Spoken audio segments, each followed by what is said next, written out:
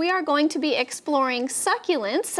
Katie Dickson from Moore Farms Botanical Garden, thank you so much for this wonderful array of plants. Oh, absolutely. It's my pleasure. Like I said, it's my favorite grouping of plants, if you will, so I am very happy to share them today. Great. I suppose we should start with a little introduction about what exactly a succulent is. Sure. So succulent is kind of referring not to a singular plant, but to an adaptation of a group of plants where basically the plant conserves water throughout the day and it only opens its stomas or pores at night.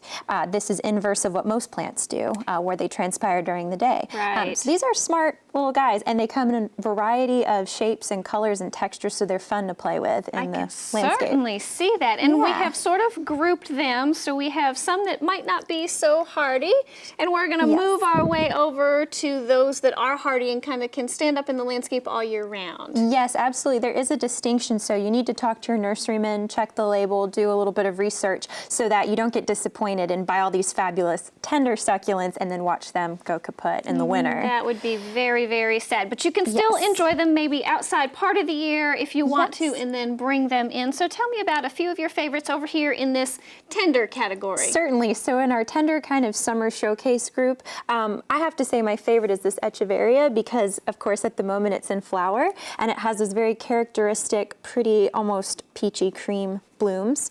So that's a showstopper, I think. Those are fabulous, but you know, unless you kind of take a close-up look, you might not even notice them. Exactly, but I like that when it's sort of hidden beauty and you have to look for it. So.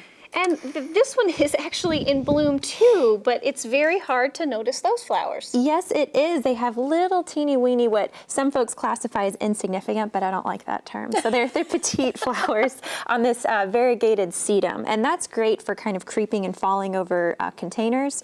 But like you said, with a lot of these tender plants, you may want to convert them into house plants for the winter time, so pull them in. Okay, and then this one is really neat. I especially like it because it has kind of an economical use. Yes, so as we kind of learned recently here, this Candlestick plant is the common name.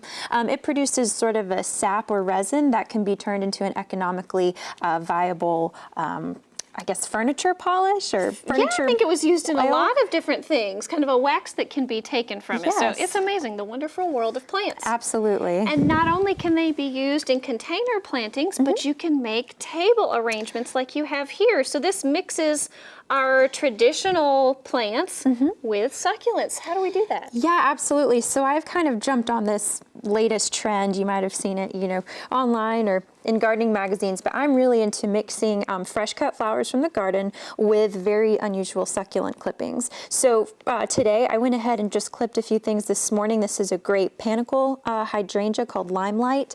Also our beautiful seasonal sunflowers. A little bit of this awesome speedwell, and then some ruscus, but I thought let's like kick it up a notch. So what we're doing is we're taking very unusual, beautiful kind of blues and green succulent cuttings, wiring them onto a little stem and then putting them in. So fabulous. I want to know how to do that. Sure, so I'll show you how. This is one for an example.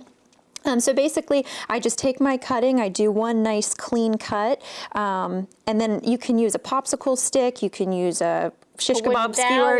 Anything you can find. Anything you can find, because the mechanics won't show in the final arrangement, so it doesn't really matter. And then you just take this, you know, green floral wire, whatever you've got at your disposal, and you start affixing the cutting onto your little post. And once you've done that and you feel that it's secure and it's not going to jiggle anywhere, you can cut off the excess. And if you have it, I suggest using some of this floral tape to kind of secure the seal. Yes, because some of them are a bit heavy. Yes, they can be a little top heavy, and so you just have to play with it. And I definitely made a few mistakes when I was figuring out how to do this, but that's just part of the fun of it. Practice makes perfect, Absolutely. Right? So then that's kind of your finished product, is just this silly little popsicle stick, if you will, of a succulent. But then you can take it and you just place it anywhere in your arrangement. Or you can part the flowers and kind of nestle it until you're happy with it. I love that. And then it's just a little extra. Absolutely, yeah. Anytime. I can reach one. Let's put a few more in there and kind of dress things up. This one will have to go towards the back. And it's totally, you know, up to your imagination, and you can take it out and put it somewhere else. But and succulents come in all different colors too, so they're really fun to play with. Put it up front so we can see it.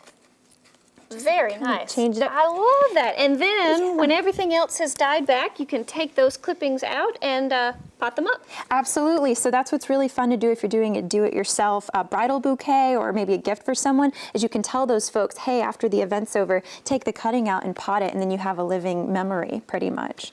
Fabulous. So, yeah. And then we have our group of more hardy succulents over here, a whole bunch of which happen to be related. Absolutely. So this entire group of plants right here are all agaves, but as you can see, they look wildly different. Most are spiky. However, we've got this great variegated kind of strap-like variety.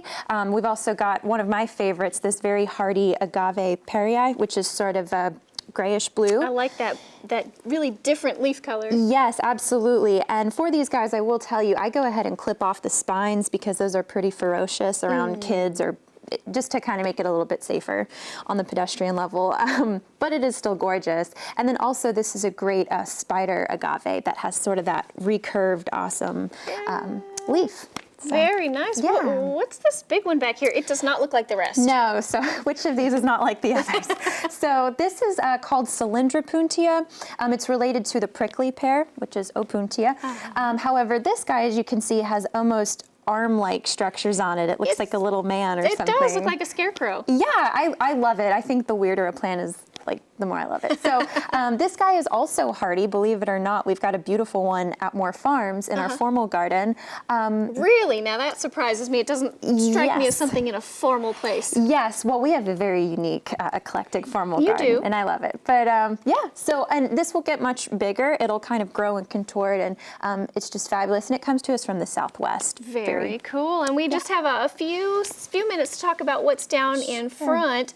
I know one of my favorites is hens and chicks that's down there. Yes, I love sempervivums, and they are very much hardy here. So you can use them out in the landscape if you like, amongst a rock garden or sort of a xeric collection. And as you can see on those guys, there's normally kind of a central mama rosette, if you will, and it's always surrounded by the little pups or chicks that come off, and you can easily snap each chick off and start another propagule. So they're really easy to kind of get your money's worth, I suppose. And you can pass them off to friends and neighbors. Yes, and who doesn't love free plants? So. Oh goodness. Yeah. I already said I'm excited about taking some of these cuttings home. Well, thank you so much for sharing some information about the wonderful world of succulents.